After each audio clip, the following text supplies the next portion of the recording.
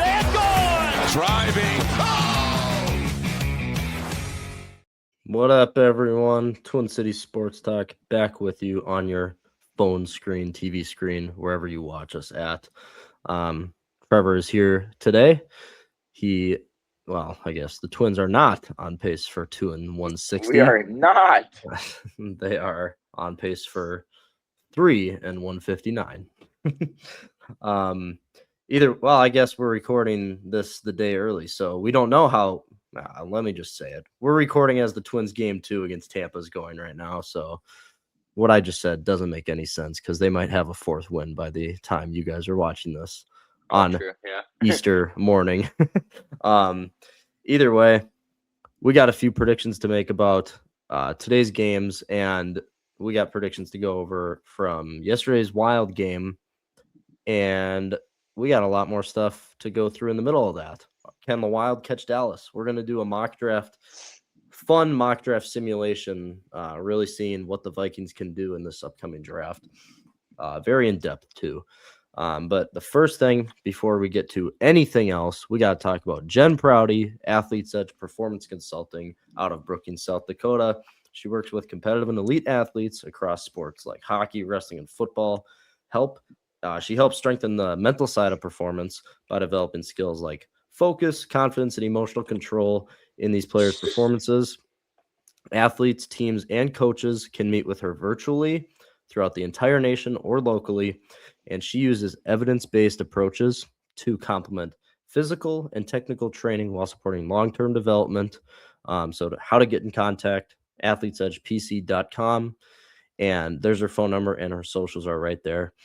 And I did just see that the NFL just released a rule for all of the organizations in the league. All 32 teams are required to have basically Jen's job now. So Vikings, hey, get in contact with Jen because I think that was the rule, is that every NFL team needs to have a mental consultant, is literally the name of this job that Jen runs in this business. So Vikings, get in contact with her or any other team. I mean, they pay the big bucks. So there you go, Jen, getting you a job. Yeah, thanks for sponsoring though. And by the way, people, when you go over there, tell them we sent you at Twin City Sports Talk. That's the biggest thing here. All right. Wild game yesterday. The Wild played the Ottawa Senators in a very physical game. But the Wild, one of their best performances all season, in my opinion. Really, I mean, Wallstead was amazing. It's a great performance going down this home stretch, heading into the playoffs, trying to prove his point that he needs to play a couple of the playoff games in a big series against Dallas. But beyond that, the offense, the forecheck was always aggressive. The Wild kept getting chances all game. The defense, they just didn't let a lot of high chance opportunities happen for Ottawa. So, and that's a team fighting for playoff lives right now. I think they're in the wild card spot, if I remember on the broadcast. I think it's a 4-way.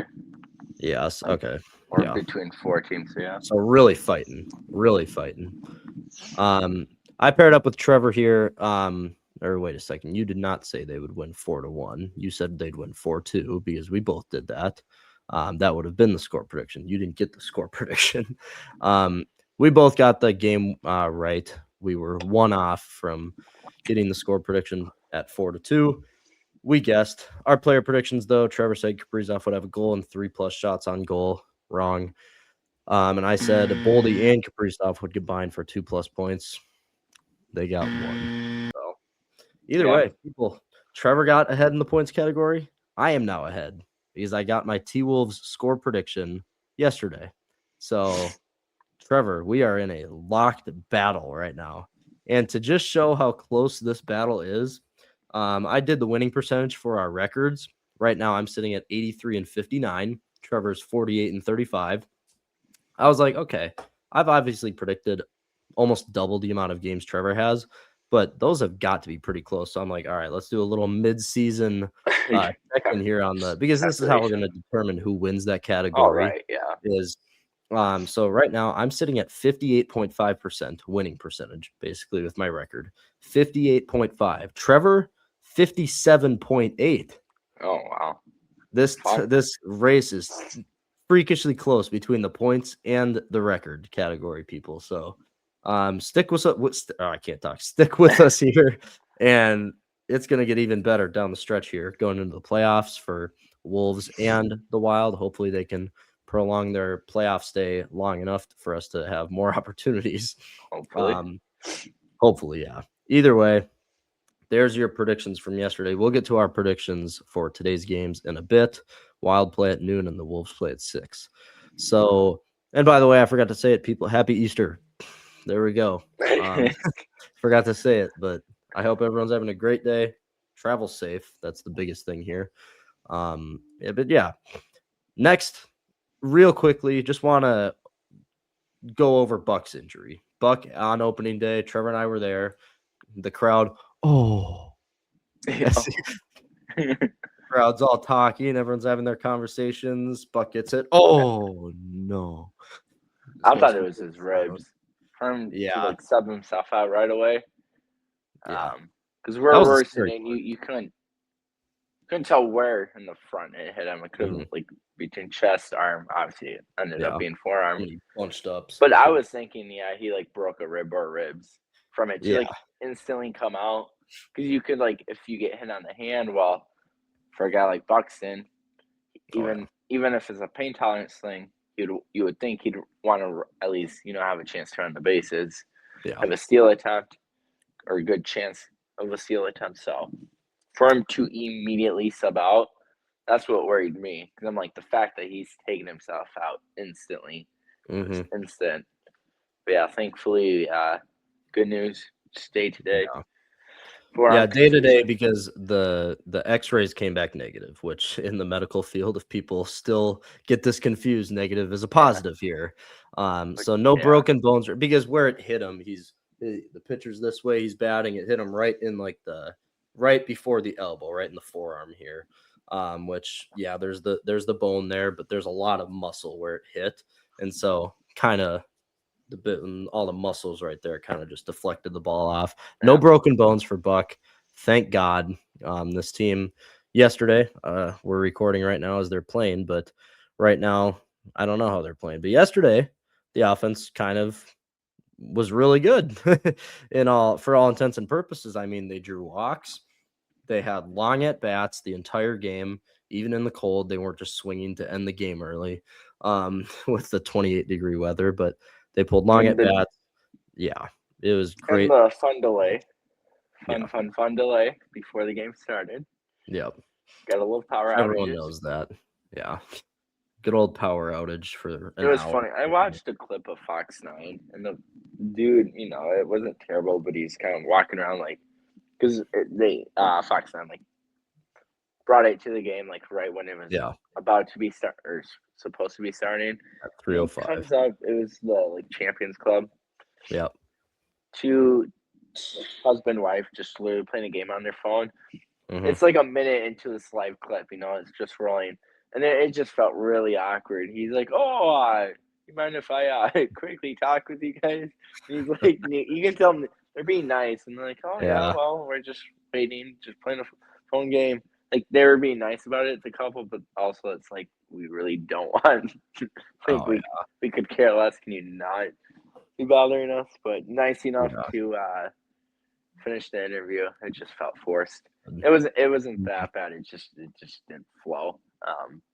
Yeah, stupid power outage. Had that have happened at any other opening day, it's gonna suck regardless. But the fact that it was the 28 cold degree rain, wind, and wind could have been worse. Thankfully, that wasn't terrible. It's possible, basically. Yeah, it was just cold. I dressed about as good as you could, and towards the end of that game, I had no feeling in my toes. The fingertips were cold, and I'm wearing hat, gloves, double socks. So, but overall, it was fun. Pleasant surprise in the offense erupt. Yeah, but that's the thing. Did they really erupt? It's like the the cold, The Rays had 7 Bad walks, I defense, think. yeah. Walks. 4 errors. errors. Yeah. Yeah. 4 errors for the Rays. So it's like they did enough and they did everything they could. Tristan Gray, fantastic game. Grand salami. But yeah, either way, for Byron Buxton, though, healthy. And that's the best news that could have came out of this team right now. That's all the Twin stuff for today. Big topic here. The Minnesota Wild coming off of a win now. And again, for like the 90th time in the past 3 weeks, the Dallas Stars coming off a loss. The Stars lost. They got blanked by, well, it's the Avalanche. The Avalanche got 50 wins. So it's the best team in the league. It's tough to beat them either way. But Dallas, they got their butts whooped by the Avs. Well, no, not whooped. They just Well, I mean, I count any it was shutout close. as a butt whooping. If they don't score, it may have been close, but Yeah, if what you don't do you score mean a they goal, have? Yeah, it What? was close. It was close. yeah, it may have been close, but guess what? If you get They- blanked, I count that as a butt whooping under any standard in the NFL, in the baseball world. Come on, you have 60 minutes to put the puck in net, and you can't do it. Butt whooping. Westwood or Wedgwood Okay. or whoever was in net for the Avs. Westberg or Eastberg or Yeah. Well, not in the East. It's a West guy. okay. It's well, okay. No, I'm going back to the roster. It's 2 It's guys. Wedgwood. It's Wedgwood and then Blackwood. That's the other one. Yeah, I was 2 Woods. We're going down a rabbit hole. All right. Either way, the Wild Big sit ol' 4 whooping, points I guess. behind the Stars. All right. They sit 4 points behind the Stars. The Wild have now played 1 less of a game, which we haven't said that all year, but the Wild just went on like a 6-day break without playing. All the other teams got to catch up here. We're going to go through each game here and talk about like the chances, because everyone kind of knows, if you've been watching the Wild, we have the Stars coming up in 3 games now. It's in Dallas. It's going to be easily the biggest game of the season, April 9th, I think. So 5 days away in Dallas. Basically, I mean, if the Wild can win these next 2 games, obviously Detroit today and then Seattle in 2 days from now, if the Wild can win these 2 games, that game will probably, I mean, the way the Stars are going, I'm assuming they lose one of these games leading up to the game with us, just because they've been playing bad hockey for 2.5, 3 weeks now. I guess they do only have 1 game until we play them, and it's Calgary. So Calgary being one of the weaker teams in the league. But hey, you never know. But the Stars should easily win that. So. Yeah, exactly. They have been losing. So no one. Yeah. The fact that the Wild now once again have a legitimate chance after, I mean, it's been very, very well stated by me that this should have never even been a reality. Had Dallas, given that Dallas is Dallas, you would think, yeah, no shot come this point in the year. But you know, when you go whatever it is, like 2-10 or whatever they've been in like the last 10 or 12, the fact that they've lost almost every game is beyond incredible, given how weak or given how strong that team is, but a week of a performance they've played. No, I will say we did a video coming out of the Olympic break going over the top 3 teams, obviously the Avs, which were kind of in reach at that point. Obviously now they're not in reach for either team at all. But the Stars had the toughest schedule in the league after the Olympic break, like with the remaining games, with like their remaining 24 games they had. The record was like, for like winning teams that they're playing, was like 18-4-2 if I'm, or like 4-4 I'm remembering. It was insanely hard either way. So you could never expect this many losses from them, but it was kind of expected that they would have a few clumpers there. Yeah. Either way, going back to the Wild schedule real quick, imagine if they go on that 3-game losing streak with the Flyers and then the Rangers, who were worst in the East at that point, and then Toronto also is having a down year. Either. Yeah, exactly. No Matthews in that game. And all those games were within 2 goals. And actually, the Rangers and Toronto, there was an empty netter at the end, I think. Maybe not the Rangers game, but Toronto, I know there was. Either way, you win 2 of those, you're tied with the Dallas Stars right now for the second place. Or the Chicago loss. Chicago too. I mean, the Yeah. Tampa Bay and Boston, those were 6-3 with 2 empty netters there. But but I guess the Tampa Bay game was the one where Gus accidentally hit it in himself off his foot Yeah. or whatever. So that game could have gone anyway. That was the Who knows? Yeah. basically a game winner for Tampa. There's just so many variables here that could have been so good, but the Wild, the chances are high right now. You get Detroit. Detroit's a good team. They have a lot of good players. They're fighting for a playoff spot too. Seattle. Seattle is not fighting for a playoff spot. Seattle's a weak team in regards to how good this league is this year. A lot of top dogs in this league. And Seattle is just not equipped to beat a team like the Wild, especially in this home stretch fighting for the second seed. There's no reason why the Wild should lose this game. And with how aggressive and hit worthy the Wild have been these last 2 games when we've been fully healthy, which I should note that yesterday both Spurgeon and Bogosian go down. Spurgeon comes back in the game, obviously, but Bogosian, he exited, which doesn't matter much. You have Petrie, but I just want to note come that real on. quick. You can't buy one get one free without Bogosian. I get it, Bogo. Buy No, one, get one. I would much rather. It's nothing against Petrie. I just for playoff hockey, I'd Oh, much yeah, rather I have agree. Bogosian play just because of the fact that I'm just saying it's not like you Wayne's a- lose Kirill. Oh yeah, I Yeah, mean it's not a big like, deal at all. Yeah, no, it shouldn't like affect our Yeah. chances of winning that game. Yeah. Yeah, but then after that, that's the Stars game for us. So Yeah. you do get a day of rest, which obviously today it's the back-to-back. So honestly, this game against Detroit really could go anyway. It's always harder to play back-to-back days. But then after that, the Wild have a very favorable stretch. You get Nashville. Nashville has a winning record, I think, but it's still a team the Wild They're should right on beat. that cusp. Yeah, Of that, like that's eighth seed, the final wild okay. card So spot. it's still a team the Or, Wild should well, easily beat. Yeah, for sure. And then the Blues, which the Blues have made. Is it the Blues or Nashville who's been on this insane run right now? It's one of those teams. Now I I'm do not completely know. blanking. I know one of. I'm gonna look real quick as we're talking. I'm gonna beat you to it. You look at the. Yeah. So Blues, let me just. So Blues. okay. Nashville's weird. They won 5 in a row in the middle of March, and then they lost 3, and now they just won 1. But oh my gosh! Wow. the Blues have been winning. Crazy hot. 4 losses in all of March. Yeah, so they that's probably won 1, 2, 3, 4, 6, 10 and 4. Quickly counting, I think it's 10 and 4 in March. Yep. Either way, like the Blues, it's still like I cannot take the Wild to lose this game going down the stretch here against the Blues. It's easy. You get 2 of the worst teams in the Central. I don't care if they're on a hot streak. They're nothing compared to these 3 top dogs in the Central. And then you have, obviously, it's a tough game at the end against Anaheim, but over the past years, the Wild do not lose to the Ducks. I forget what the actual record is, but I'm pretty sure the Wild are 12-1 in their last 13 games against Anaheim. Anaheim's a different type of team this year than they have been for many years.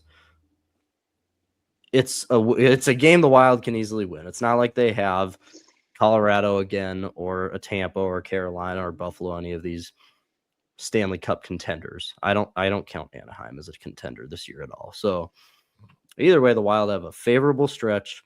That Dallas game could come down to being the game that decides it all. But to flip the switch here, the Wild have played 76 games. Like I said, Dallas has played 77 now. They only have 5 games left. Calgary, which we just went over, not a great team. Dallas should easily win that. And coming in on 3 days of rest into that Calgary game. But then 2 days later is the Wild game in Dallas. We've gone over that. But then for Dallas, they have the Rangers, which, just like I said, the Rangers have been like record-wise the worst team in the East the majority of the year. But the Rangers have a lot of good players, and they were really beat up for the first half of the year before the Olympic break. I mean, they have a ton of good players and one of the better goalies in the league in Shesterkin. So good team. There's always a loss potential there. And then they have Toronto, which we went over Toronto too. They've been streaky. Austin Matthews out for the year. That should be a win for the Stars, but the way they're playing, you never know. And then Buffalo to end the year. Super tough game for the Stars to end the year there. So this could really go any way. That, in my opinion, I mean, this could be the most anticipated regular season game in Wild history in a long time. In a Well, long, long there's time. the game against when we got into the playoffs when Erickson scored it very late, the Fleury game. So I think it's the Ducks 2 years Last ago year? when we got in. No, because I think we've ended the year on oh yeah, with a last year. duck. Yeah, last year. I was thinking that was 2 years ago. Remember? Yeah, because we Yeah, it was that in nail overtime and biter where- Flurry. Mhm. Yeah, that game was highly and obviously. Well, it was, but I'm talking strictly like, well, yeah, it was like that was to get into the playoffs with that Yeah. last wild card. I'm talking like top dog for top dog. Anaheim was nothing last year. Yeah, right. this is like, yeah, that was to get into the playoffs, but like last year, I think every Wild fan could admit like you're not a cup contender. Last year, you could have won that Vegas series, but this year the Wild can be a legit cup contender. It just sucks that we got to go Dallas, Colorado. So that's obviously the sucky part there. But with those schedules, like, what do you? Round. Well, what's the third round? Like Edmonton. Well, I was gonna say, but whoever you would get third round, if you can make it past, if you can survive the 2 rounds, the third round's gonna be should be the easiest of the 3. By far, yeah.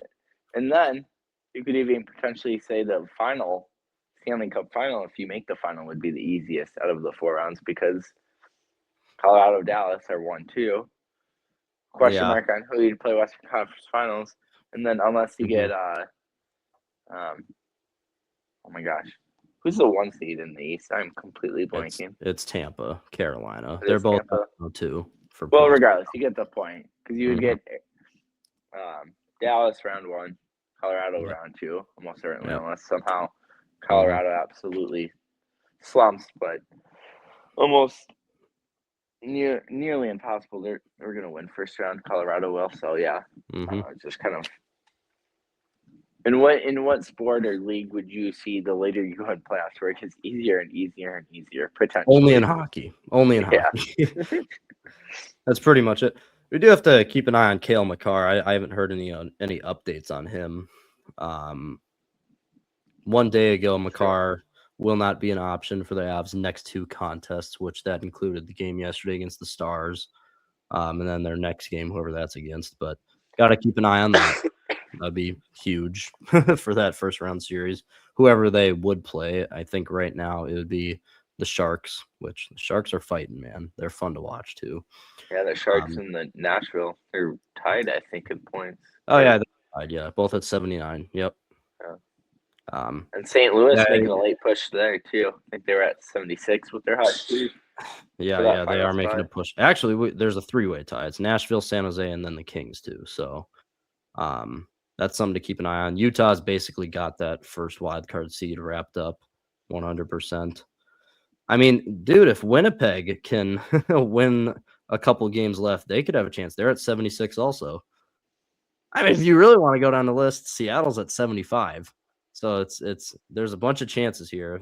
Seattle and Winnipeg obviously need a lot to happen for losses from other teams, but yeah, there's a chance.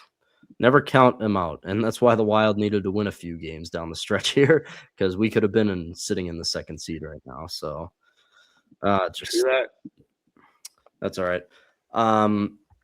Yeah. One last question: what percentage wise? 50% chance, 80% chance the Wild get the 2 seed with everything happening in the next week or 2. The season on what percentage? 35-40. And so Trevor weeks ago was at 2%, so that's a big jump, people. It's just crazy because no one realistically that follows hockey or just knows both the Wild and Dallas well, that Dallas would slump. Like who? I think had we have right before that slump or their first loss that started that big losing streak or mostly big or consecutive losing streak. Obviously, they had a win here and there. But yeah, I don't think anyone had you have told someone Dallas is going to lose 9 of their next 10. No one would have. And then they'd be like, well, do they have multiple injuries? would be your question, and you would say no, then you would be like, no shot. Yeah, I still think Dallas gets it, but it is very interesting now that Dallas, because for the longest time, Dallas was always like 2 games less or played 2 games less than the Wild. Now that the fact that they've jumped 3 spots, now Wild of that 6 games they're left. an additional game played, and we have that extra game. Really, if the Wild win against Dallas, then it's really 50-50. Oh my gosh. If That's we gonna be a lose movie. though, then it's probably like 10%. If we lose If against, not lower. kind of no matter what happens with their Calgary game and our 2 games leading up, I put the chance at like 1% at that point. I mean, that's a 2 or 3 point swing in that game, unless it goes to overtime. But the weirdest thing about Dallas slumping so bad is that they did not like. Now they have a few injuries. I mean, Hintz got injured. Hintz, he's hopeful to return before the playoffs, so he's not going to be playing the rest of the regular season. Sam Steele's been out, and then Michael Bunting, who I think is their like 3rd line left wing, I'm pretty sure. He in his like little bio here isn't expected to return to the lineup in the near future. So very whitewashed. We don't know what that means, but he's out for a couple of games at least. But the weirdest thing during the stretch, they didn't have like any injuries during that entire Right, yeah. like they had one big one, and I think it was a big one. Was it Johnson? No, Johnson was healthy. I think it was whoever it was. Was it I don't know Rantanen? how It was Rantanen. That's what it was. He was injured for a decent part of it. Yeah. I think you're right. Either way, but that's one big injury. The Wild, they've been dealing with injuries all over. Now thankfully are healthy, but that's the weirdest thing in my opinion is that they had their team pretty much assembled and it's just they crumbled for a long time. But Wild keep winning. Detroit's the next step. It's sad. I just realized Dallas is doing what the Twins did 2 years ago. Yeah. Where it was, what was the highest percentage chance the Twins had of making the playoffs 2 years ago? In When we still 2024, had the core intact, it was like going into August, we were probably at what 90%, whatever the odds were. Well, we were fighting for the first seed in the AL because at that point, I remember that very vividly because the Yankees were struggling and the Twins were like 3 games behind the Yankees. And then when the end of August, it all just went down. Yeah, because it actually, that's right. It was really just the last month. Yeah. Month and a half. But yeah, I guess that's so like sad. A perfect comparison to it is Dallas is right now Dallas will make the playoffs, so that's the difference. But for how good of a spot Dallas was in, a clear, they were chasing Colorado, but then Colorado slipped, and eventually they slipped too far away. Yep. Colorado's the one. But they were the clear number 2, and then the Wild were just going to be stuck at 3. Now that the fact that the Wild has an opportunity to jump them right before and get that additional home game, and then not even the additional home game, just the line changing aspect. You get Dallas has to do the line change first for face-offs, and we can match their lines for the 4 games if it goes best of 7. So. Well, I have we'll see how than that. It goes for like series going into the playoffs too. Like if you make it, obviously you play the Avs in round 2, but like you might be a higher seed than what Anaheim or Vegas if they make it far, like Western Conference Finals. It's a big deal, and they do talk about it on the broadcast a little bit. How much do you think like plays into the kind of like the losing aspect for the Stars here that they did have that spot? They knew they were going to make the playoffs no matter what, either the 2 or they basically knew, like you said, they had a fighting chance at Colorado, but it was a very chance. But like they knew it would be the Wild, so like we don't need to try. Not like right. Well, you trying, but the attention to detail, the focus slips a little bit when you're playing. Yeah, I mean, because I think what you're bringing up, unless you're thinking of a different moment they've talked in a different game. I know when they're talking Vancouver, when Vancouver was on our heels a little bit before the Wild kind of pulled away against Vancouver. Vancouver had nothing to lose. Yep. The guys, Rossi, Ogren, and Bouillon, right? They had something to prove against the team that traded them. They all understood why they were traded. It's not like they took it personally, but anytime in any sport, the team that trades you, when you play them for that first time or first couple of times, always revenge moving forward, Yeah. you have that extra motivation, that extra, just an It's extra just a energy, revenge extra game. momentum. Yeah. I mean, the Ogren thing, the trip he He got pulled quite on, upset about that. like Erickson Ek, like obviously it wouldn't have affected the play, but Yeah. technically by the rule, it was a trip. So with his forecheck speed during the penalty kill, put pressure on, and then eventually caused the trip and penalty on Erickson Ek on the power play. It's all that kind of stuff. Yeah, when you got a young team with nothing to lose, all energy, and just going at you full speed. Yeah, those can be tough. Those are the games you lose. It's hard for a team that's Wild, winning of course, to. but Dallas. Well, yeah. Well, I mean, the Wild too. They lost a bunch of games to lower seeded teams. Yeah. Either way, it's definitely something to think about, and we'll keep track of this Wild pushing the Stars here. It all starts today with Detroit, Minnesota. So let's get it done there. Let's get it done. It'd be so fun to get that second seed after. And I want to say something. Yes, I never expected the Stars to go on a big losing phantom like they've been on, but I was forever a hopeful for it. You can vouch for me on this. I went on the show and I always said, all right, 6 points. Yeah, we're behind 6 points. But hey, say the Stars lose 2 games and the Wild win 1. That's a 3 or 4 point swing there.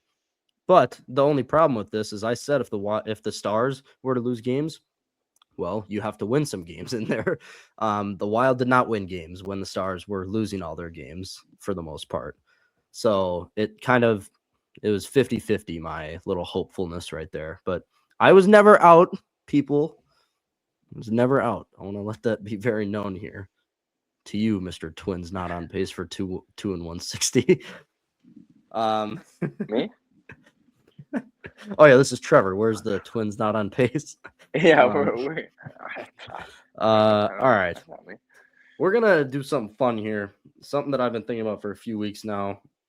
We're gonna be doing 3 mock drafts, and people, like I told Trev before the show, stick with us. It's not gonna take as long as you're thinking. All we're gonna be doing here is 3 mock drafts where we do a different scenario in the first round. Okay, for the Vikings. One is trading up.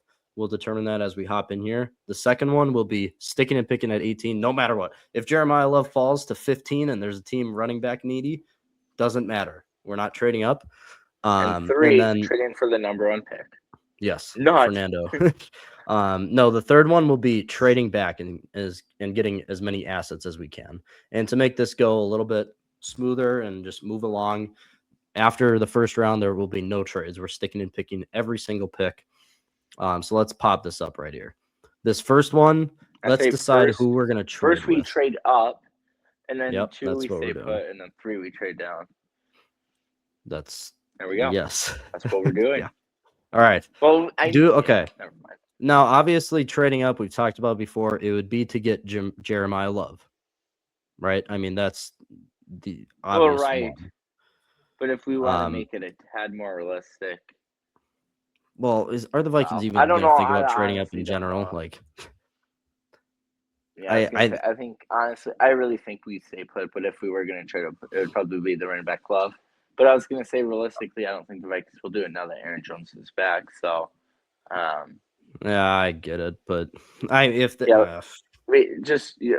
This is what we're doing for the draft, though. Yeah, 7. And it's either between 4 at Tennessee because they have a good chance at taking Love, but I would probably just do Washington unless they trade up to the corner.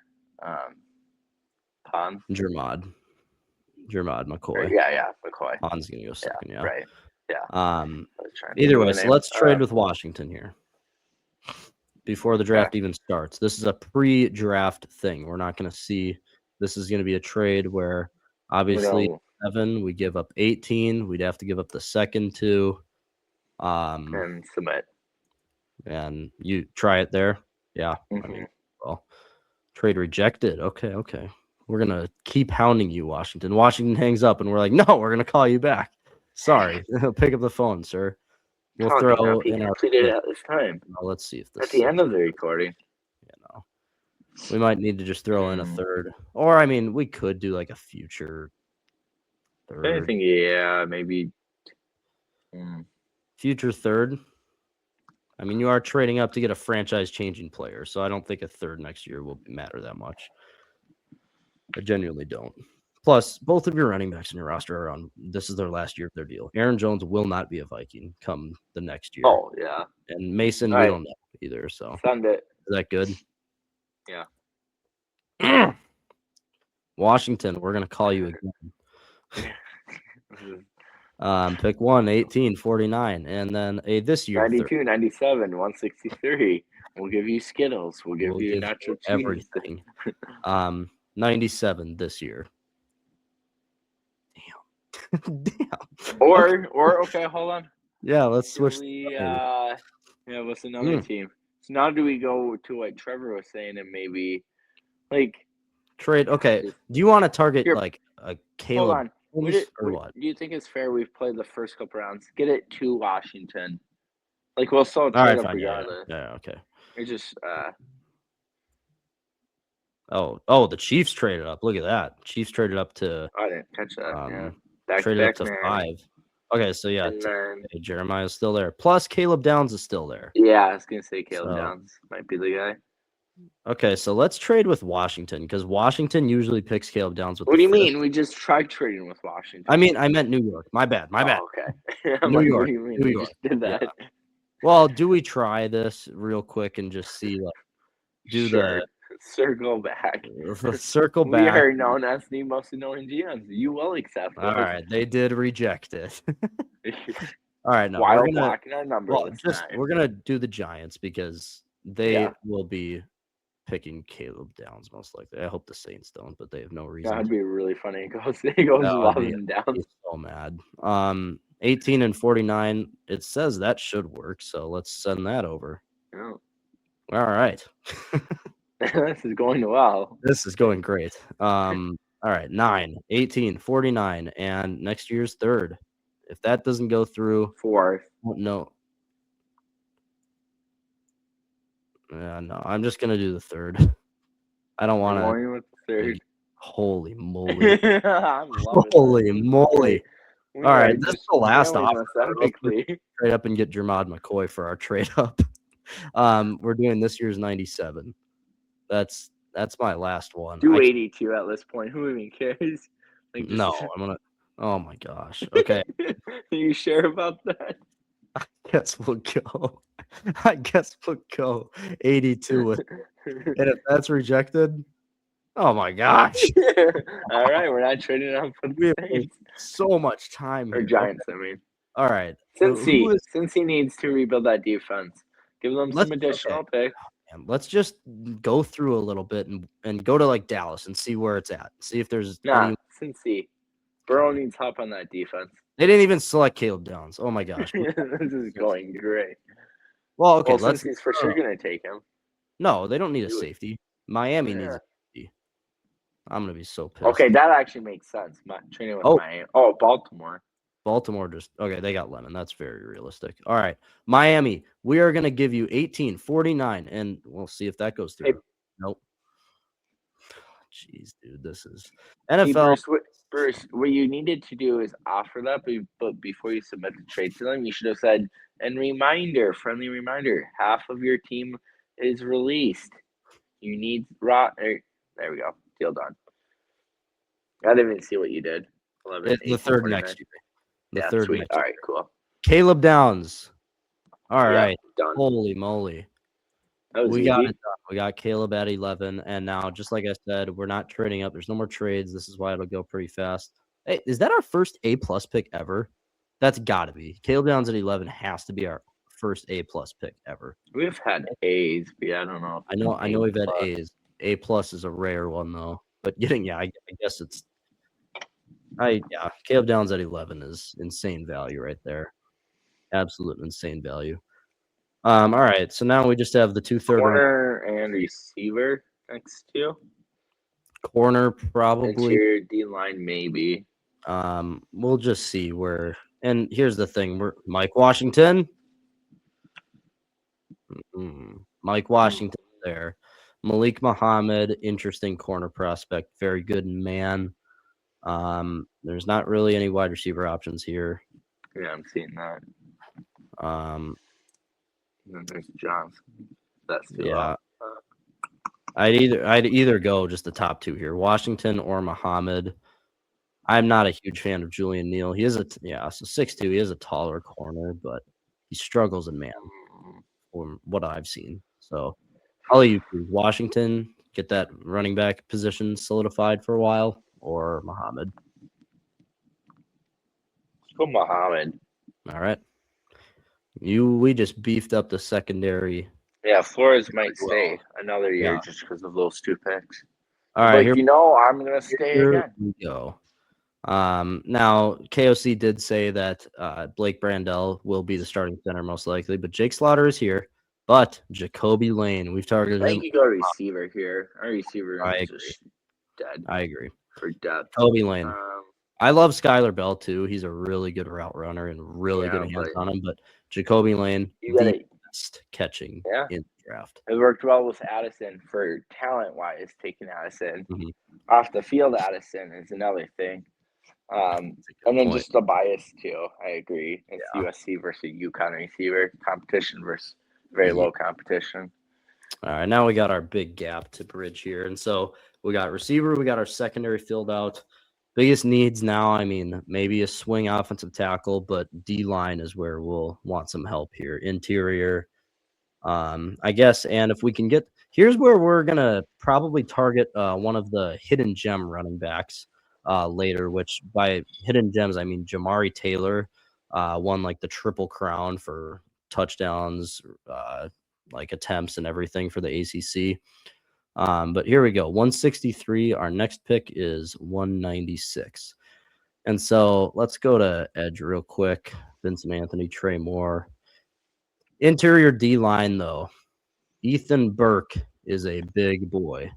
And then that's all I have about him. That's all I knew because I'm not that story. I'm getting all my crap. But I know this man is very good in the run stopping department from A&M, but oh geez, this is difficult here. Very difficult. We're drafting him a little bit higher than what we'd want. I don't know. When you're at 163, what was the number he's at right now? 183, 185. I don't even think that's that terrible. Once we need cutting in these later rounds, that's when teams are targeting needs and scheme fits. Yeah. Now, so this was a first, if you're going in that, if you're jumping 20 spots, or really a 20 spot difference, for a guy first or second round, that might be concerning. But I think when you're at this point, if you identify the fits there or whatever the team is really high on, I'm not too concerned when you kind of are in the later rounds like we are. Look at the tight ends falling. Jack Andrews was 129 and we're at 163. But the man I like here is Emil Wagner first of all, Notre Dame produces offensive line. They have some of the best blocking year in, year out in college football. I love him as a swing tackle. And here it's not like you're going to get many guys that will be starting no matter what, but I'll let you choose. Big run stopper in Albert or Emil Wagner. I think I go D-line just because you signed the DeMarc. I'm blanking on the Bills guy we signed. Oh, yeah. I think it's DeMarc, Van DeMarc or something like that. Van Lindem, I forget. We signed an offensive tackle. Either way, that's a good point. 196 though. Let's go to the tackles and then running backs and edge we'll put up here. Trey Moore is still there, which I love Trey Moore. He's basically Dallas Turner, and we've selected him a few times. He's a guy that I want the Vikings to target, and he is being brought in for a visit in about a week and a half here to the Vikings facility. I would take Trey Moore here, undoubted. Here, real quick, the edge department. All prospects in general, just kind of. Joe Royer, 133, and he's falling 196. But yeah. Wait, yeah. Why is that? Like, any idea? No one wants like an injury with him or something. Well, it's just I don't know. Tight ends. I get it. Yeah. I don't know, but interesting. Either way, I would go Trey Moore here. Beef up that edge department. Yeah, let's do it. All right. Trey Moore, And then our next pick is going to be the 3 7th rounders we have now. Perfect. Yeah, I can't wait to pick all of these guys. Now, I guess the running backs, not really what I wanted here, but that's all right. We'll go offensive tackle here. Well, I mean, oh, we have 2 picks in a row here. All right. Scooby Williams. Oh my gosh, this guy is basically Eric Wilson. I think we pick him right away here. Very good run stopper. He's so good in the A and B the gap. linebacker depth is very weak. Also, I mean, the only thing that worries me a little bit is he's more of an Ivan Pace, not good in coverage, but whatever. We can try to. We'll worry about that when that boat comes. Yep. Plus, and then Ivan Pace offensive is tackle in his final year with us. Yeah, he should have just by not far, been re-signed. Yes. But Oh my gosh, Carver Willis is falling quite a bit. Like it even matters this late in the draft, but that's who we're gonna take. Got our offensive tackle. And then maybe last pick here, my guy Miles Kitselman just went. yeah, I think Kitselman will. I don't see him making the 53 though. I'm just not very high on his blocking technique and his third down you're right. catching radius when it comes You're to so throwing right. defenses on rainy days. You're completely right. You can't ever go wrong with a Georgia offensive lineman and a Georgia player in general. Well, I'm glad you clarified offensive lineman because you definitely can go wrong with a Georgia player. True. Yeah. Either way, offensive guard, but yeah, that's I'm cool with that. At this point, you're just kind of taking whoever's best available at this point. Can't really. All right, perfect. So 90% of this draft was spent trying to trade up in the first round, but we got it done. Overall grade is a B-. So got to take a picture of this so we can compare. But Caleb Downs at 11. Yeah, secondary is a big here. They don't like our grade too much there. We never get a good grade for Jacoby Lane. We never do. Every time it's a C+, no matter. It'll be really funny if he just ends up being one of the biggest busts in this mock draft. Been trying to tell us this entire time. I can't see it. I'm sorry, I can't see it. But all right, we're gonna reset the whole mock draft. Oh no, we forgot to save the game. I guess we'll have to draft again. Shucks. Oh darn. Let's start over. Roger, can we start over, please? Roger Goodell. This is my get out of jail free card. This one I'm going to put the speed at 100% here because we're sticking and picking, and we're not making one trade in this upcoming draft. So let me get this popped up here again, and we will get started right away. This is going to be the one draft where we don't do any trades where Jeremiah Love falls all the way to like 18. Either way, is that up there? No, it's not. Is it now? I can't see it on my screen for some reason. It is up there? I've got it, yeah. Okay. I'm going to trust that it's on there for all viewers. Sorry if it's not, people. We'll try to work you through if it's not, but I'm assuming it is. All right. Very fast here. Oh, my. Caleb Downs at 17 to the Lions. Oh. I told you to trade up, Sadiq, right now. Call it. Oh my gosh. Okay, now I gotta look at this real quick. No, Sonny no, Styles no, at no. I need to look. I'm kidding. Sonny Styles at 2 to the Jets. Ruben Bain falls to the Bengals at 10. Oh, wow. The Bears traded up to 12 to get Peter 17. Woods. What on earth? The Jets, Lions, just like you've been saying, got who did Ty the Lions Simpson. Trade with? They didn't trade with anyone. He just fell. Oh, that's where the Lions are picking. Yeah, never mind. Jermod McCoy to the Bucks. But then, Ty Simpson, like you've been saying for a couple weeks now, to the Jets at 16. Which I didn't even need to catch that either. Yeah, what was that trade? Click on that. So the Jets, 44. I don't know who they traded with. We can't ever see. Yeah, kind of love that. It'll show us what they traded, but can't show us whatever. All right. Just like you kind of said right away, I mean, Kenyon Sadiq is here, tight end of the future, best tight end in the draft. Oh, wait, hold on. Go back to that trade. It did tell us. Yeah, that's what they traded. No, this is what they received. They got 16. They got 16, 44, 228, and 242. I don't know who they traded with, though. All right, whatever. Stupid. Yeah, I think Sadiq, though. Yeah, I mean, Avion Terrell maybe, but Dylan Thieneman is down the list, but Sadiq I would actually look at the whole Hawkinson new deal. So obviously with him now on an expiring contract, so he's set to be a free agent. If you go Sadiq here, Could Hawkinson be like that, like end of preseason going into regular season, like a potential like late trade cut. block? Yeah. I wouldn't. Well, just get Yeah, him like off is what you mean. Yeah. my thing is but when I say trade block, like I'm not talking anything more than a 6 at best, 6 or 7, Oh, yeah. or like of an injury. But yeah, anyways, in this case, Sadiq, call it. I think Thieneman would be a little bit more realistic, but Sadiq falling to That is 18. true, Yeah. actually. If this is our realistic I one guess where we I stick didn't and even pick, realize he was there. if this is realistic stuff right here, Yeah, actually, go with Thieneman. That makes more sense because you do have Hawkins, you have Oliver, yeah, and then this opens up the Metellus. yeah, no stopping it from where we here. got- We're just going. Yeah. We are just going here at 49. All right, we got our Ponds, one safety. before. Oh, We're did gonna he? go. Oh, okay. So you got Price, you got Rodriguez. Oh, this is tough. Jadarian, Keith Abney is a Lucas, or very Jukas. interesting, very Lucas, good man Illinois. corner. This is tough. This is definitely very tough. Let's skip running back. Jacob. We've got our top 2. I would go Jacobs or Rodriguez. Probably Rodriguez though, just because both. Yeah, I'm gonna backs go are Rodriguez. older. Yeah, I gotta go. You've got Turner. Yeah, we can worry about. Turner's currently the 3. Yeah. And then here we go.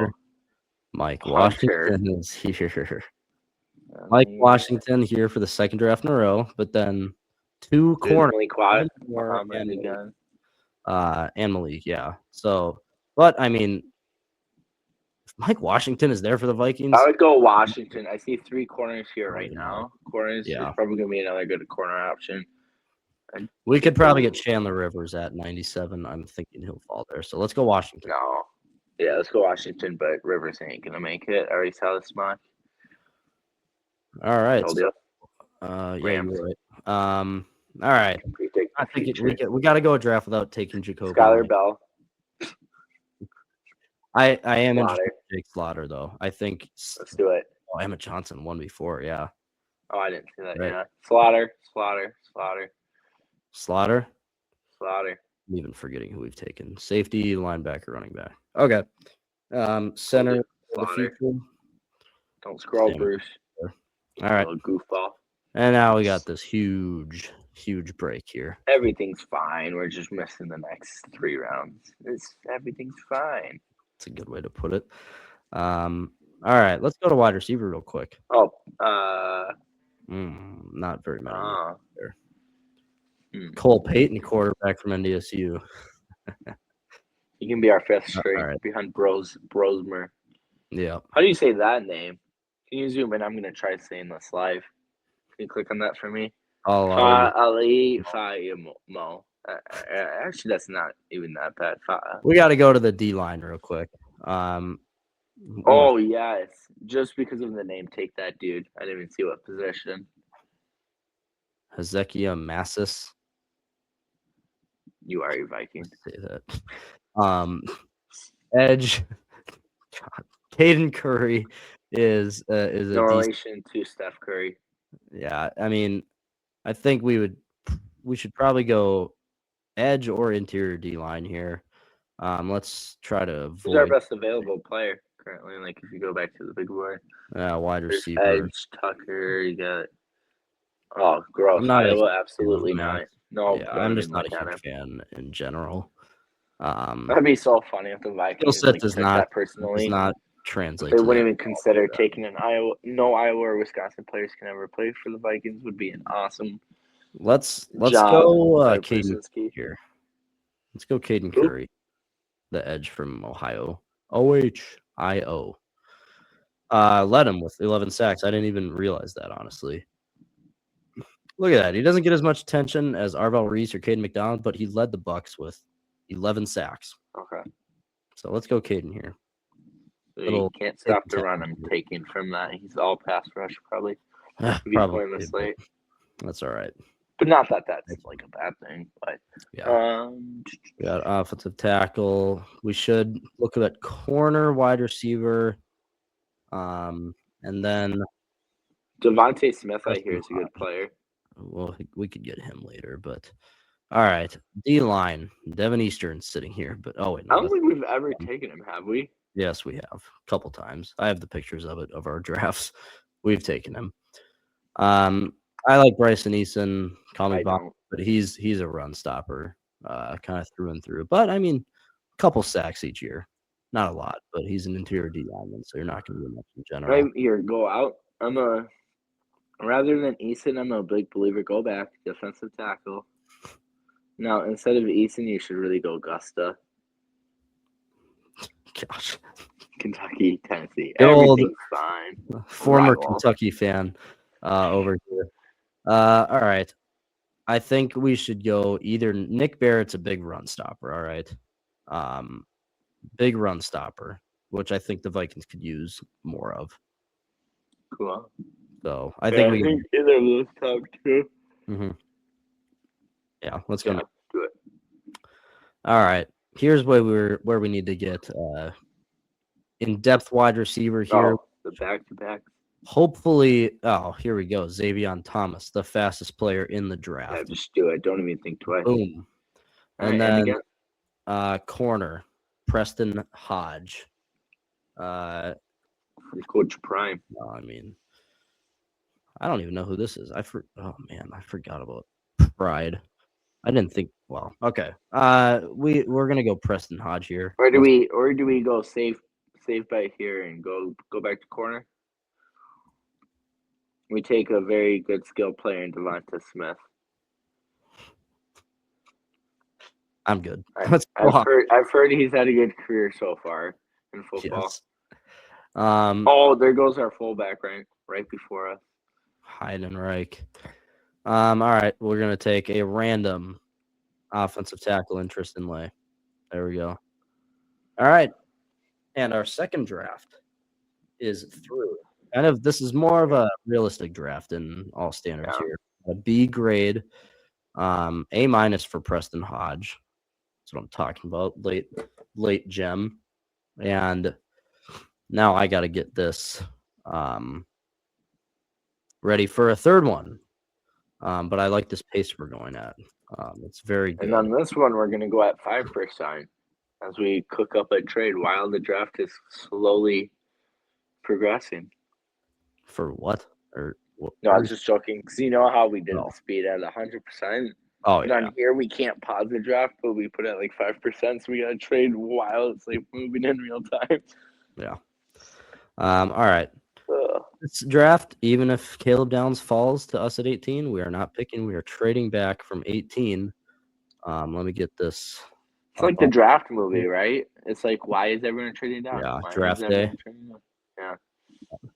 All right. Let's I feel like that movie could have been better. I just don't know exactly how, but it could have been some more hype or whatever around it. Yeah, I actually like it, but I'm a huge fan of. No, I didn't. It's not that I didn't.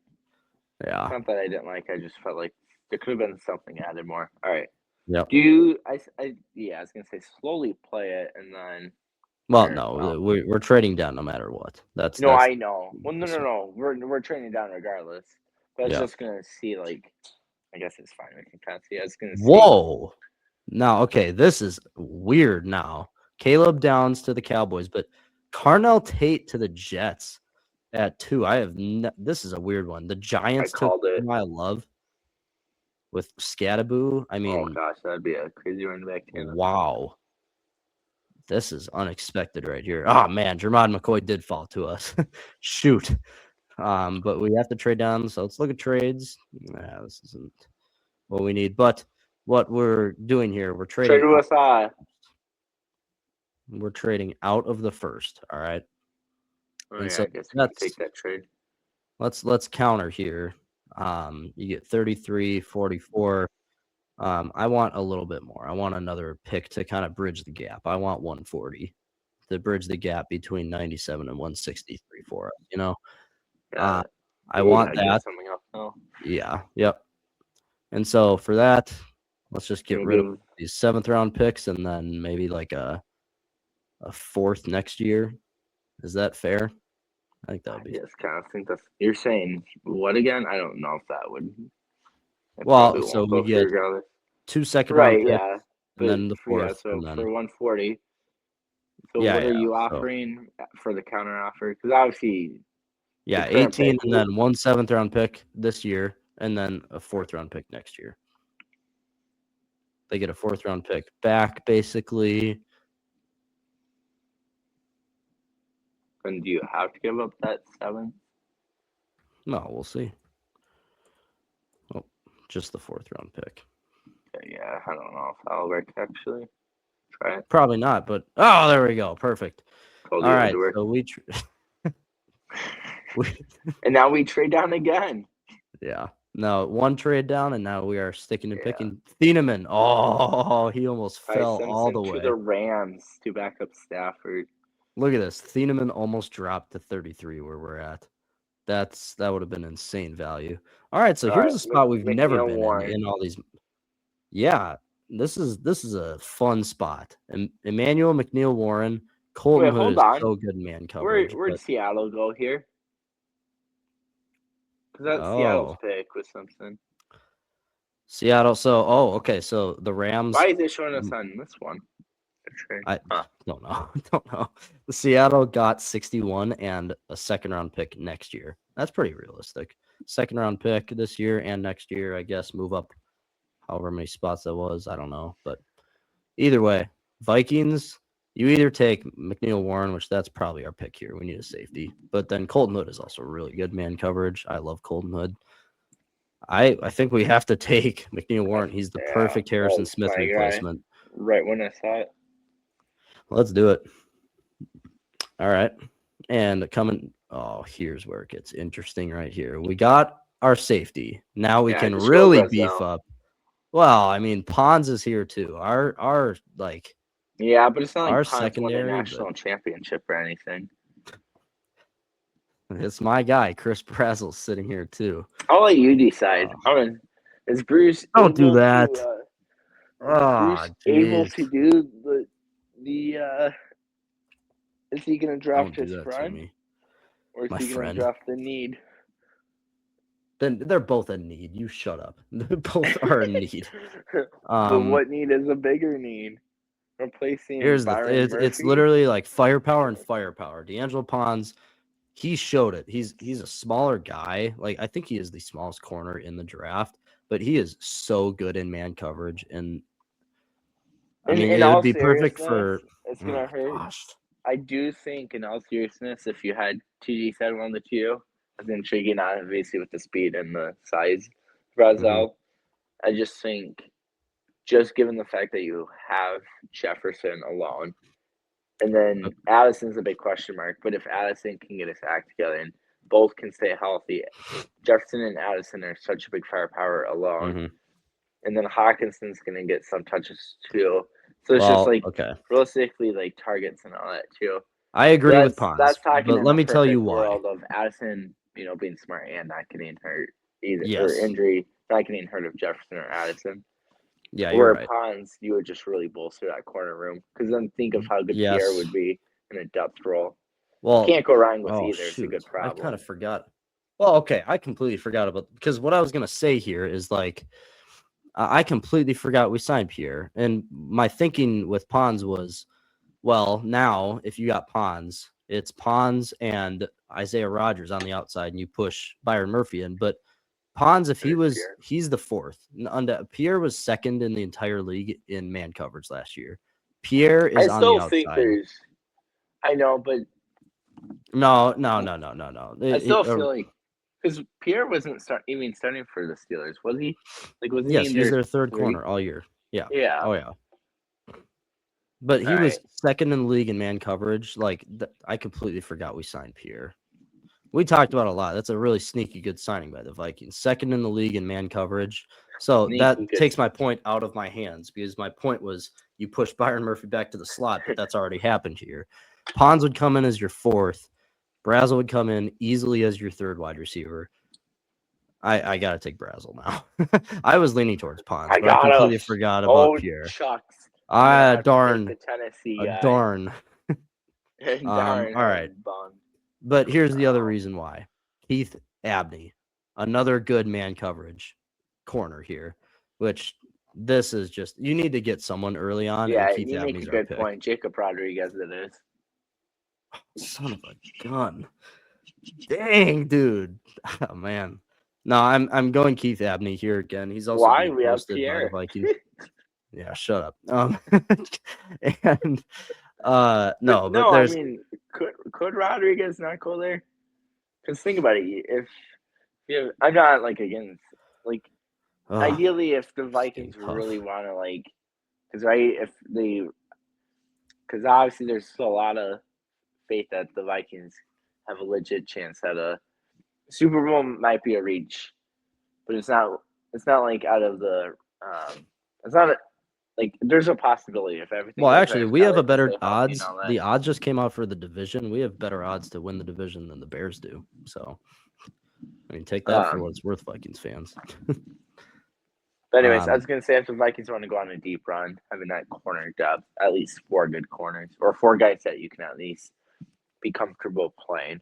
Wait, so you're agreeing with me? I'm with Abney? I'm kind of like I can see either way because even with Pierre, our 4th and 5th corner are a question mark. You're rarely going to play your 5th corner if you can stay healthy. Mm-hmm. But even that 4th corner is a question mark. Because is Rodriguez going to play a lot? Because Ivan Pace and him. I think Rodriguez would would be ahead of Pace. They just have no trust in Pace. And offenses are almost every offense in the football in the NFL is your starting base offense is going to almost always be 3 receivers unless you're playing like the Falcons with Bijan Robinson or the Baltimore Ravens with Derrick Henry and even Lamar as a running attack. So with injuries and just a lot more passing plays, you really want to have 4 solid corners as a good team. Yep. I don't know. So rather than linebacker depth. But here's my main reason. Maybe go back to your thing. I take let me list this off. Deontay Lawson, Harold Perkins, Terrion York, and Lander Barton. All 4 of those guys are miles ahead of Ivan Pace. They can do things better than Pace can in coverage. And Terrion York is such a good blitzer for Brian Flores' scheme. So there's the depth there. We're taking Keith Abney here. So you have the corner depth, which obviously Trevor just went over why that's key. But next, our pick is 82. Yeah, so this is where we might address running back. There goes Fernando Mendoza. Emmett Johnson's still there. Okay. Not going to worry about tackle, but interior D-line is definitely a spot here. I'm not worrying about linebacker for a while. We can get a linebacker with pick 140.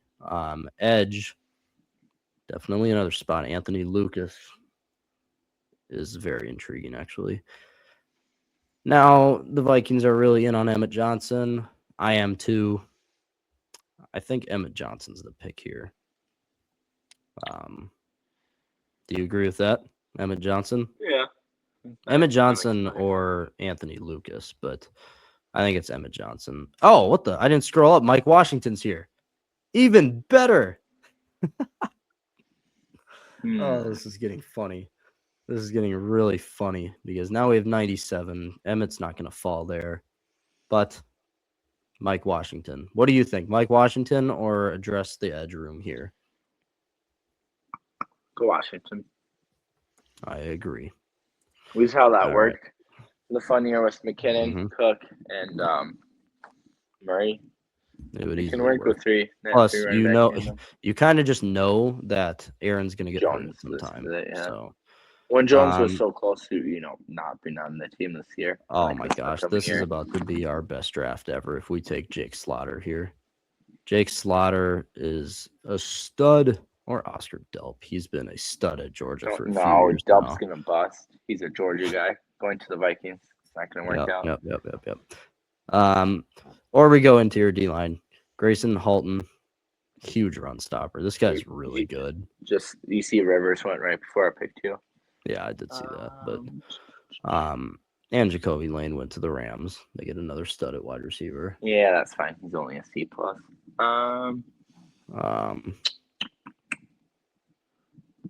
You did say that lineman's still available, though? Yeah, I would go Grayson Halton here. That's what I would do. Either him or obviously Jake Slaughter. It's one of those. You either get a really good run stopper or a rush stopper. I'll let you choose. These are the top two guys available at these positions. Grayson Alton is a proven run stopper. Been doing it at Oklahoma for 3 years now, I I'm think. just thinking, how comfortable are we with Jurgens? Well, no, it'll be Blake Brandel. KOC just No, said that. no, I know. I'm saying like because if you don't for draft, backup. yeah. Oh, okay. I'm not Because it's comfortable not like with him. I'll tell Slaughter's- you that. I ain't This is comfortable with not- Jurgens.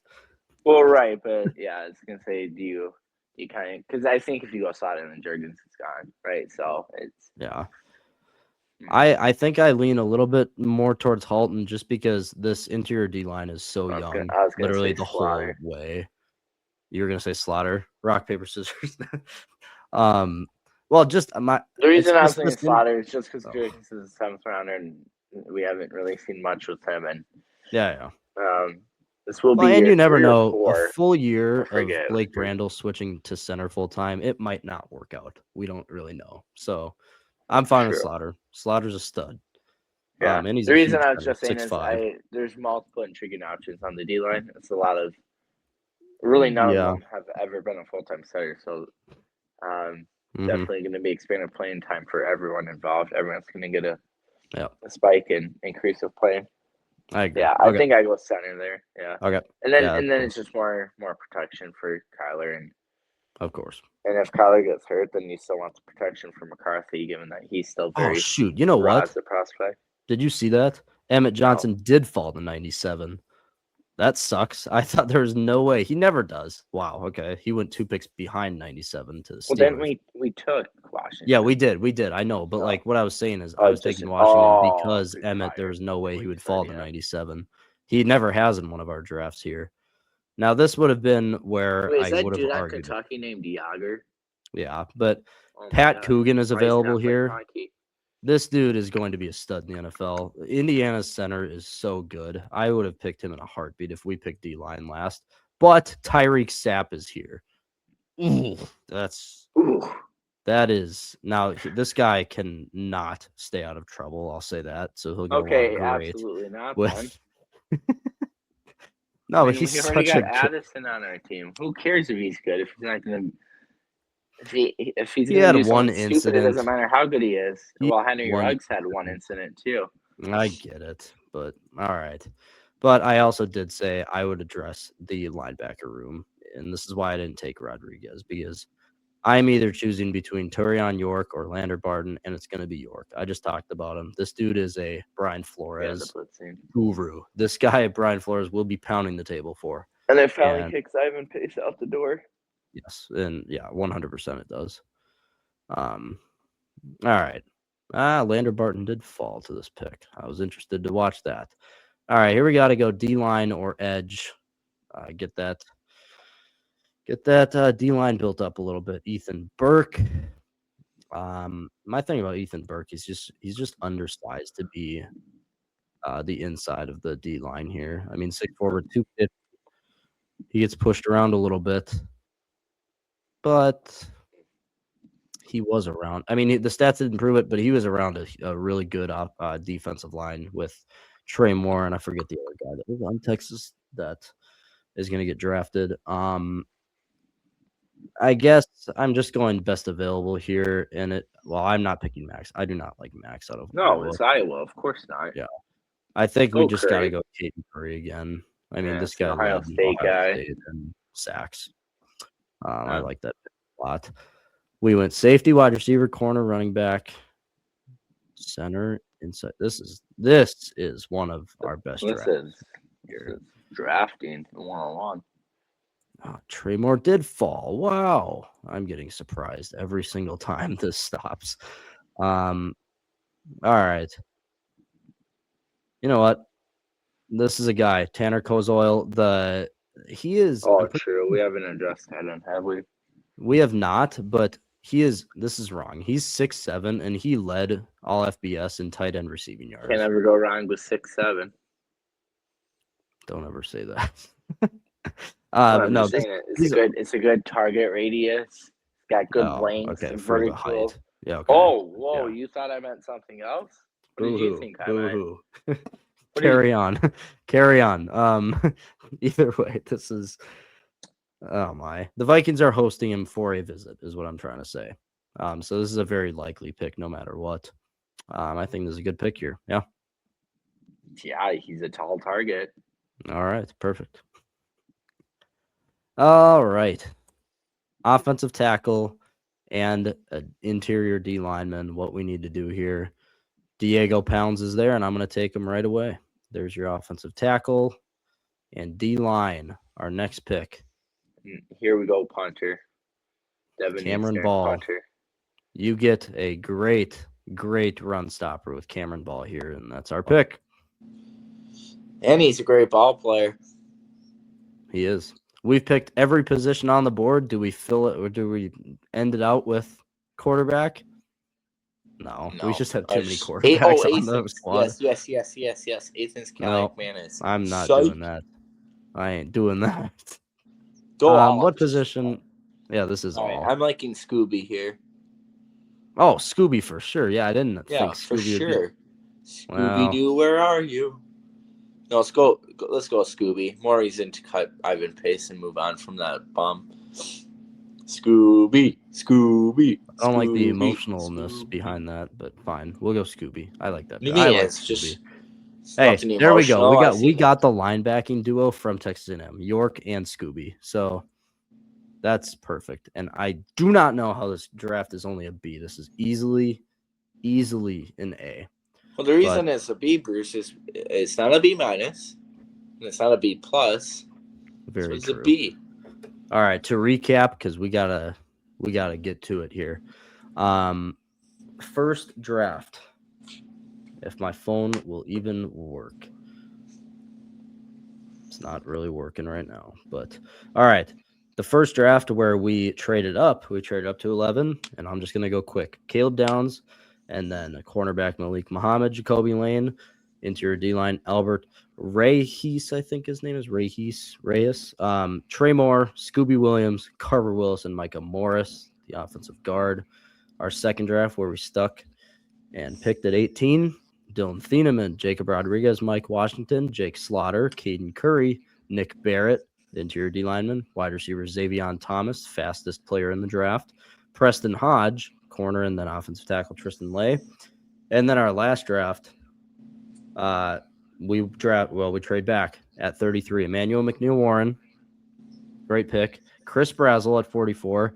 Keith Abney, the corner, running back Mike Washington. So Washington got selected in every draft. That's consistency right there.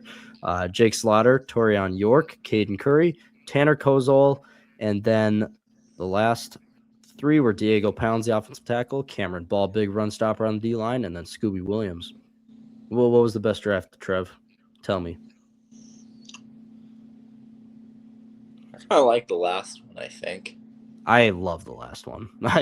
The last one is, in my opinion, easily the best. Second one was close. You get Thieneman, but yeah. Yeah.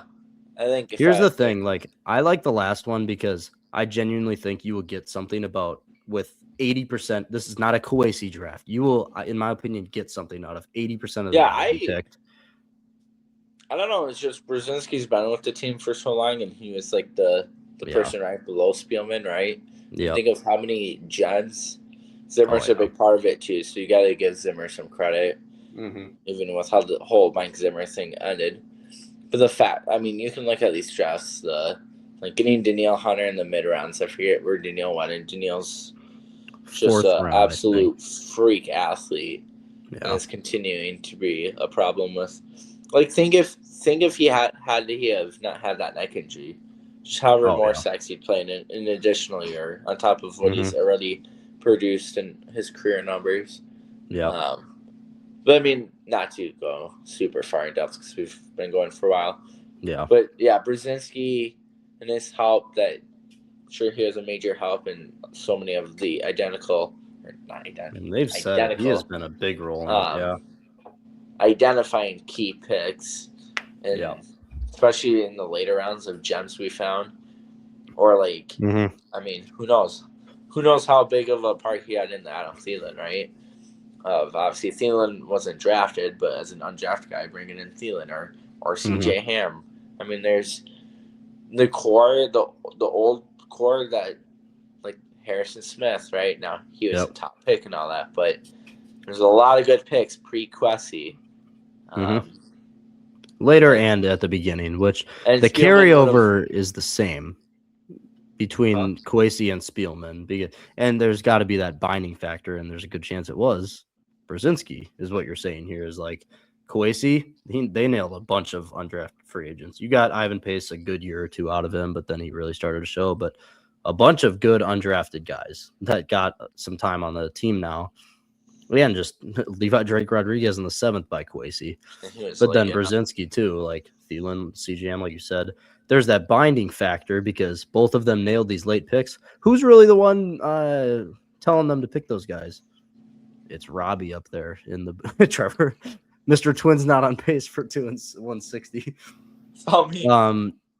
Yeah, just the last thing my thought is like every one of these guys I think can contribute in this year or next year. Emmanuel McNeil-Warren, obviously, if Harry didn't return, would be your starting safety this year. He will make a big impact. Chris Brazzell, huge impact. Keith Abney will be your 4th, probably your 2nd or 3rd come 2027. And then Mike Washington come 2027 will be your number 1 running back. And then Jake Slaughter, he's one of the best center prospects in this draft. He'll be a contributor. Terrion York, Blake Cashman, this is his last year. If you have York or a reliable guy behind Eric Wilson, I don't think they bring Cashman back. I mean, hometown kid, maybe that's why they would, but either way, Terrion York, really good. Caden Curry for your edge department, he just freaking led the Ohio State Buckeyes in sacks. With that type of a team, with all the 5 stars now, I don't know what Caden Curry was. Like, why is he? It's got to be run stopping. Yeah, it has to be. But 11 sacks, that's undeniable talent that you could not pass up. Tanner Kozoil just led the FBS in receiving yards for tight ends, and he's 6'7", a huge red zone threat. And TJ Hawkinson is on a 1-year deal. Wait, how tall was he? 6'7". Darn right. Wow. All right. And then this is where it gets obviously whitewashed. It's a 7th round, 3 7th-round picks. You get an offensive tackle and Diego Pounds, swing guy. He's a really big dude. But Cameron Ball, he could actually contribute just because this interior D-line depth is it's not great. I mean, Taki Taimani, Elijah Williams, they've had a few little pop-up games, but they're nothing special at all. He will probably step in and be your 4th guy. Then Scooby Williams, it's just more linebacker depth. But literally, like, I think everybody up until the 7th round, in my opinion, in this draft is like guaranteed, hopefully just guaranteed good play. Starters, depth guys that are going to have good amount of minutes and play. I love this draft so much. This is our draft of the year. Minnesota, trade back. I don't know. I'd actually after seeing this, it's like I really would like to see the Vikings trade back. There's just so much secondary. And because in a perfect world, given how bad the depth is, just because of 4 very bad drafts. Yeah. In a perfect world, if you can nail because it's almost impossible. Every team, even if you have a good draft, like you're still probably gonna have 1 or 2 guys that just don't pan out. Yep. But if you can identify and add even more to the additional picks we do already have and get 90% of your picks right, not that they need to turn into star players or anything, but like when injuries happen, guys that can at least just do their role, that would be so massive because It's why we couldn't spend money this offseason. Pierre's basically our only move. You brought in the punter, Johnny Hecker, for cheap, and then obviously the Bills lineman. But all 3 of those signings, Pierre, a fringe starter, right? He'll be the number 3 or 4. You get special teams with Pierre, punter, and then backup lineman. So obviously the Vikings haven't signed any starters, so it's basically running it back with the core again. But the depth needs to be filled in many positions. If you can draft well, That'll go a long, long way in the long-term success. Now, quarterback is a major question mark. We don't know who our quarterback will be after this year's upcoming season. But besides that, if you can fill the rest of your needs, you've got a good core both on the offense and defensive side to be a good team for maybe not a super long time, because a lot of our core for the upcoming years for sure. Yeah. The core is That's not the biggest thing with this young. draft is we covered the positions that are uncertain come 2027. Running back uncertain, tight end uncertain, even like the interior edge and the D line as a whole uncertain with Andrew Van Ginkel aging. Safety uncertain for this year. All of these guys we drafted. It's a perfect draft in my books. Yeah. And so now we are under 20 days away. I think officially 18 days away from the draft. We'll probably have another draft here in like a week or so. Counting down the days. It's a big one for the Vikings. Just like Trevor just said, lots of bad drafts stacked up here. So we need to nail a few guys. No, a few guys, a few guys. A few, I mean 6 right there. A few need to be studs coming out of this draft class for the Vikings, but only a few. Yeah. Well, we'll see. All right, everyone, continue the subscriptions for the YouTube. Love it. Subscribers keep going up. Just hit 5,000 2 days ago, I think. Either way, we love it. Keep it going. Let's keep it building up.